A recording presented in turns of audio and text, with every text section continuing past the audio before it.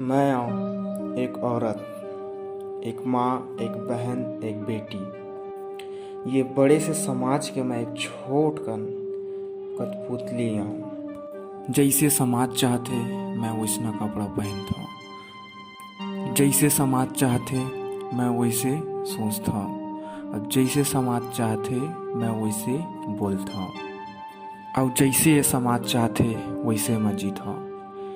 ये समाज की खुशी मोर इज्जत से बढ़ के है, ये समाज की खुशी मोर इच्छा से बढ़ के है, ये समाज की इज्जत मोर जिंदगी से बढ़ के है। लेकिन ये समाज मोर घर है, ये समाज मोर इज्जत है, मोर दुनिया है। यही समाज में मैं जीता हूँ, और यही समाज में मैं बड़े होता हूँ, और यही समाज में मैं मर जाता हूँ।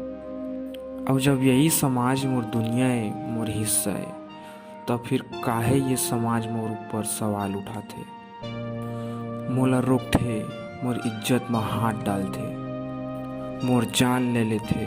मैं आऊँ एक औरत, एक लड़की, एक माँ, एक बहन, एक बेटी, और मैं ये समाज में अकेले हूँ, अकेले हूँ, अकेले हूँ।